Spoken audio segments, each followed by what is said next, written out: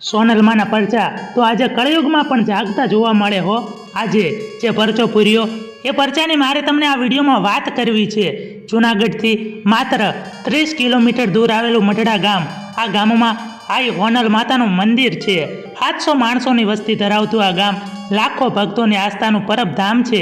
દિવસ હોય કે રાત, ઠંડી હોય કે ગરમી અને વરસાદ પણ ધોધમાર કેમ ન વરસતો હોય, તોય ભક્તો આ તકલીફોને હસતા હસતા સહન કરી અને આ મંદિરે આઈના દર્શન માટે ઉમટી પડે હો. લાખો ભક્તોની આસ્થાનું છે પરબધામ. મંદિરમાં બિરાજિત આઈ સોનલમાની મૂર્તના દર્શન કરવા માટે દરરોજ ભક્તોની નિરંતર આવન જાવન રહે છે.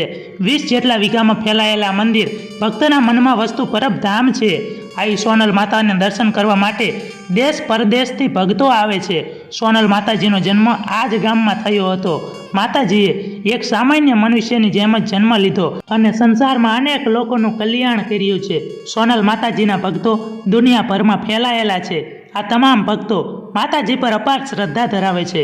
માતાજીના એક હુકમ વગર કોઈ કામ કરતા નથી. ભક્તો માતાજીના દર્શન પામી અને ધન્ય થાય છે. મઢડા ગામમાં છેલ્લા કેટલાય વર્ષોથી અહીં હરિહરનો સાદ પડે એટલે કે સદાવ્રત ચલાવાય છે. કોઈ ભૂખ્યું જતું નથી અને કોઈને સંસારનું દુઃખ રહેતું નથી. સવાર સાંજ મંદિરમાં આરતી થાય છે. ભક્તો આરતીના દર્શન કરી ધન્યતા અનુભવે છે. આ ગામમાં સ્થાનિક લોકો પણ માતાજીની આરતીમાં દરરોજ દર્શન કરવા આવે છે. માતાજીના દર્શન માટે તમામ જ્ઞાતિના લોકો આવે છે. પોહ મહિનાની સુદ બીજે માતાજીનો જન્મદિવસ આખી દુનિયામાં ઉજવાય છે. માતાજીનો જન્મદિવસ લોકો સોનલ બીજ તરીકે પણ ઉજવે છે. મઢડાથી માંડી મેનબોલ, અમદાવાદથી માંડી ઇંગ્લેન્ડ સુધી આવી સોનલ માતાજીનો જન્મદિવસ દર વર્ષે ધામધૂમથી ઉજવાય છે. જ્યારે સોનલ બીજ આવે ત્યારે ભક્તો મઢડા અચૂક આવે છે. આવા તો માતાજીના અનેક ભક્તો છે તે તન, મન અને ધનથી શ્રદ્ધાથી પોતાનું મસ્તક માતાજીના ચરણોમાં ઝુકાવે છે. માતાજીના દરેક ઉપદેશને માથે ચડાવે છે અને જીવનમાં ઉતારી ધન્યતા અનુભવે છે. મઢડા ગામે બિરાજિત આઈ સોનલમાં ધામનો શું મહિમા છે, ચારણ સમાજ સાથે જોડાયેલું આ મઢડા ગામનું શું મહત્વ છે, આજે મારે તમને એની વાત કરવી છે. મઢડાવાળી આઈ શ્રી સોનલ ધામ માત્ર 653 માણસોની વસ્તી ધરાવતું આ ગામ, જ્યાં જન્મ લીધો એક એવી દિવ્ય આદ્ય શક્તિએ જે ઓળખાયા આઈ શ્રી સોનલ માતાજીના નામે. સાક્ષાત હાજરા હજુર આઈ શ્રી સોનલ માતાના શરણોમાં વસવાટ છે.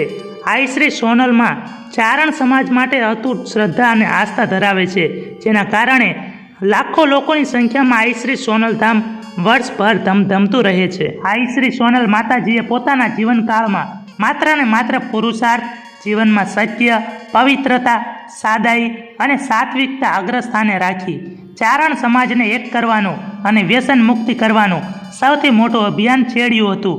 ચારણ સમાજ પણ આ દિવ્ય આત્માને ધ્યાનથી સાંભળતા પોતાના જીવનમાં આઈ શ્રી સોનલ માતાજીના પ્રવચનો અને વ્યાખ્યાઓને ઊંડા ઉતારતા. આઈ શ્રી સોનલ માતાજી વિવિધ સમાજના લોકોને પરચાઓ આપ્યા છે. જ્યારે સાચા મનથી તે માતાજીને સાદ કર્યો ત્યારે અવશ્ય માતાજીએ તેમને પરચા પૂરી ભક્તોના દુઃખ દૂર કર્યા છે. ચારણ ગૃહે જ્યાં મઢડા મુકામે આઈ શ્રી સોનલ માતાજીનો દિવ્ય આત્મા અવતર્યો ત્યારે સમગ્ર ગામમાં હર્ષોલ્લાસ અને ઉમંગનો માહોલ હતો. ચારણ કુળની આ દીકરી એટલી તેજસ્વી અને દિવ્ય હતી કે તેનામાં સાક્ષાત માં ભગવતીનો વાસ હોય એવું લાગતું. એટલા માટે જ એક કહેવત છે ને, જે આજે પણ ગવાય છે, પોષ શુક્લ બીજ સુખદાયી, ચારણ ગૃહે અંબા આઈ, સાયમ સમયે ભૂમિસુત બારા, શીતલ સમીર શીત અપારા. અમીર બાપુને ત્યાં 5મી પુત્રી સંતાન આવવાનો હરખ પણ પરિવારમાં તેટલો જ હતો જેટલો આગળની 4 પુત્રીઓનો જન્મ થયો તેટલો. અમીર બાપુને અગાઉ થઈ ગયેલા આ સોનબાઈમાં સરાકડિયાવાળાએ વચન આપ્યું હતું કે તમારી 5મી પુત્રી માં ભગવતીનો અવતાર હશે. એ દીકરી મોડ કુળ સાથે સમસ્ત પરિવાર અને ચારણ જાતિ અને હિન્દુ સંસ્કૃતિનો ઉદ્ધાર કરશે.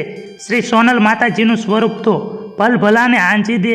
આજે પણ આઈ શ્રી સોનલમાં એટલા માટે જ પૂજાઈ રહ્યા છે કે નાનપણથી જ સોનલ માતાજીનું ખૂબ જ સ્વરૂપવાનની સાથે તીવ્ર બુદ્ધિશાળી અને સ્પષ્ટ વક્તા હતા. જીવનમાં ક્યારેય સ્કૂલે તેઓ ગયા ન હતા, પરંતુ ભાષામાં સંસ્કૃત પર આઈ શ્રી સોનલ માતાજીની પકડ એવી હતી કે સામે ઊભેલા પણ તેમની વાતને સાંભળતા જ રહી જાય. આઈ શ્રી સોનલ માતાજીએ અનેક વખત સંસ્કૃત ભાષામાં પ્રવચનો આપ્યા.